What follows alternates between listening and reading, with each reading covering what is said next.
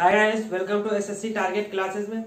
आज एक नए सेशन के साथ में है जो 15 नवंबर 2020 को जो सीजन मेंस के पेपर हुआ उनकी जितनी भी वोकैबुलरी उन सभी को डिस्कस करते हैं। तो चलिए स्टार्ट करते हैं। देखिए ये वर्ड दिया गया है, क्या ये वर्ड दिया गया है कॉन्टेम्परेरी। क्या दिया है? कॉन्टेम्परेरी। अब देखो कॉन का मतलब क्या होता है, आपको पहले से बता चुके हैं कि कॉन का मतलब क्या होता है। टुगेदर से रिलेट करता है, किससे? टुगेदर से रिलेट करता है, साथ साथ से। टेम टेम अब टेम को ये ना समझ लें शॉर्ट वर्ड में, जैसे आप बायो में या सॉरी किसी में टेम्परेचर को टेम से शॉर्ट कट में लिख देते तो उसे टेम्परेचर से ना इसको रिलेट करना। टेम का मतलब क्या होता है? टाइम होता है। क्या होता है? ये रूट वर्ड है, जहां पे टेम दिख जाए उसको आप किससे रिलेट करेंगे? टाइम से रिलेट करेंगे। ठीक है, तो देखो इसका सिनोनिम्स क्या होता है? मॉडर्न होता है। क्या होता है? सिनोनिम। कॉन्टेम्परेरी का मतलब क्या होता है? समकालीन होता है। क्या होता है? समकालीन होता है। ठीक है, तो इसके इंग्लिश मीन क्या कह सकते हैं? Living at same time. Living at same time. चलिए नेक्स्ट वर्ड पे चलते हैं। कॉन्फ्लुएंस। क्या? कॉन्फ्लुएंस। अब देखिए कौन का पहले से आपको पता है। कौन का मतलब क्या होता है? टुगेदर या विद से रिलेट करता है। ठीक है, फ्लुएंट का मतलब क्या होता है? फॉलोइंग। फ्लुएंट का मतलब क्या होता है? रूट वर्ड में फॉलोइंग होता है। ठीक है, अब इसका सिनोनिम्स क्या होता है? कॉन्फ्लक्स। क्या होता है? कॉन्फ्लक्स या जंक्शन, मिलन केंद्र, मिलना जहाँ पे जाए के ऐसा जगह जहाँ पे मिला जाता है उसी कहते हैं कॉन्फ्लुएंस। ठीक है, चलिए नेक्स्ट वर्ड पे चलते हैं। ये रूट वर्ड ये मीनिंग आई थी, क्या थी? पैरेलल। पैरेलल का सिनोनिम क्या होता है? इक्विवेलेंट। क्या होता है? इक्विवेलेंट होता है। अब देखो इक्वी किससे बना? इक्वल से बना। वैलेंट मतलब वैल्यू, जिसकी सेम वैल्यू, जिसकी सेम वैल्यू उसे हम क्या कहते हैं? पैरेलल कहते हैं या कॉन्सिडेंट कहते हैं। कॉन्सिडेंट कहते हैं। ठीक है, अब देखिए नेक्स्ट में ये भी परसों दिन में करवाया था। ठीक है, कॉन्नाइजर। कॉन्नाइजर का आपने शायद इसका अगर वीडियो देखा हो तो उसमें लिखा था कि आर्ट या आर्ट एंड आर्टिस्ट। ठीक है, अब ये देखो ये रूट वर्ड किससे है? कॉन्पिस्टर। कॉन्पिस्टर के मीन क्या होता है? टू नो, जानना, जानने से रिलेट करता है ये रूट वर्ड, जिसका हिंदी मीन क्या होता है? विशेषज्ञ होता है। अब देखो इसको सेंटेंस के जरिए कैसे पढ़ेंगे? A person who knows a lot about art. ठीक है, ये इसका सेंटेंस मेकिंग के जरिए वन वर्ड सब्स्टिट्यूशन के जरिए से अगर पूछ दिया जाए a person who knows a lot about art, तो इसका क्या मीनिंग बताएंगे आप? कॉन्नाइजर। ठीक है, अब देखो रेंडवो। क्या हो? रेंडवो। वो इस लिखा है लेकिन वो हम प्रोनाउंसिएशन वो करेंगे। ठीक है, रेंडवो। अब देखो रेन का मतलब क्या होता है? एक किडनी से रिलेट करता है। एक किडनी से रिलेट करता है। ठीक है, अब देखो इसको सेंटेंस मेकिंग के जरिए कैसे करेंगे? A place where people often meet, मतलब ऐसा स्थान जहां लोग प्राय मिलते हो। क्या? ऐसा स्थान जहां लोग प्राय मिलते हैं। और इसको हम सिनोनिम के जरिए से जंक्शन भी कह सकते हैं। जंक्शन भी तो एक ऐसा स्थान है जहाँ पे लोग मिलते हैं। ठीक है, चलिए नेक्स्ट वर्ड पे चलते हैं। पेंचेंट मन क्या होता है? पेंचेंट। देखो पेंच का मतलब क्या होता है? इंक्लाइन। पेंच का मतलब क्या होता है? इंक्लाइन, जिसका मीन क्या होता है? टिल्ट, झुकना। क्या? झुकाव। ठीक है, अब देखो इसका सेंटेंस उसके जरिए से हिंदी मीनिंग इंग्लिश मीनिंग के जरिए इसको कैसे करेंगे? A strong or habitual liking for something. A strong or habitual liking for something. ठीक है, इसकी हिंदी मीन क्या होता है? विशेष रुचि। क्या होती है? विशेष रुचि। तो देखो इसका सिनोनिम क्या? इंक्लाइनेशन। क्या है? इंक्लाइनेशन होता है। ठीक है, या लाइकिंग। अब इसका एंटोनिम्स क्या? इसका एंटोनिम क्या होगा? एवर्जन, एंटीपैथी, घृणा करना। किससे करना? घृणा। इसमें लाइक से सिनोनिम क्या हो? लाइक से रिलेट कर। इसका जो एंटोनिम बनेगा वो क्या बनेगा? घृणा करना, एवर्जन, एंटीपैथी। ठीक, हेजिटेट, ये सब इसके क्या है? एंटोनिम्स होते हैं। चलिए नेक्स्ट वर्ड पे चलते हैं।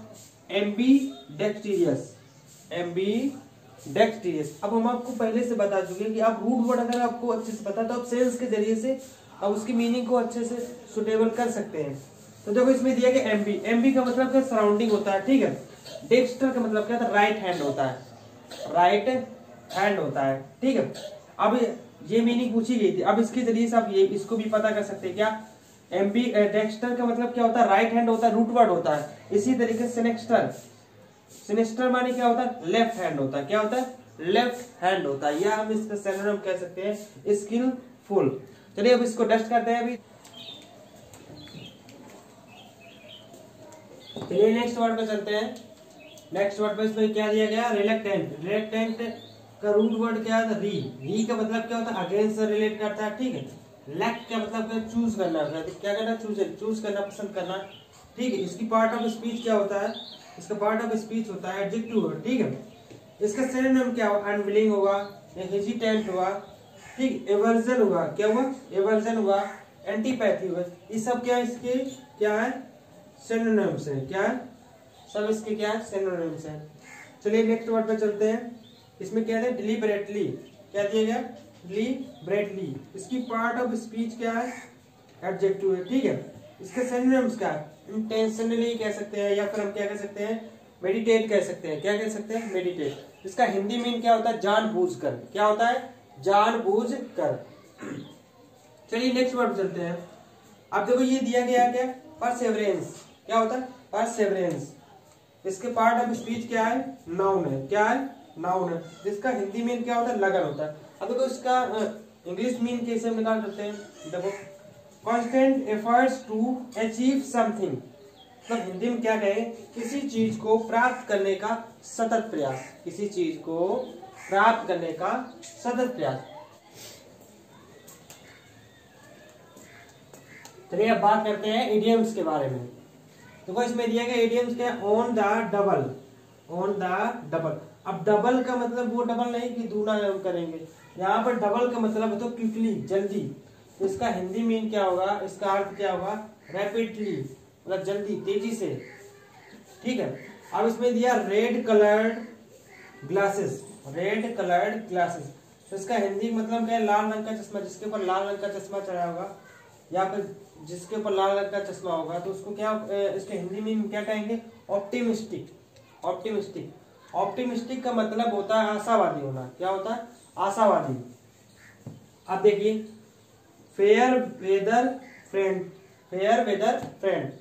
अब देखो इस फेयर वेदर फ्रेंड का मतलब होता है कि सुख के साथी और दुख के साथी। इसका मुहावरा का हिंदी मीन यही होगा। मतलब कि आपने ये सोचा कि जब आपका कोई सरल काम हो या कोई छोटा काम हो, तो आपके मित्र या दोस्त या सखा आपके साथ में सहयोग दे देते हैं।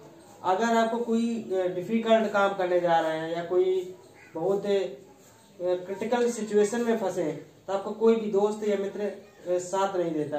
तो इसी को हम कह सकते हैं one who desires you in difficulties. मतलब जब आप डिफिकल्टी सिचुएशन में होते हैं तो कोई साथ नहीं देता है। आप इस तरीके से समझ लीजिए। चलिए नेक्स्ट पे चलते हैं, over one head. Over one head, तो देखो इसका अर्थ क्या होता है, to be complicated, to be understood by one. To be complicated, understood by one.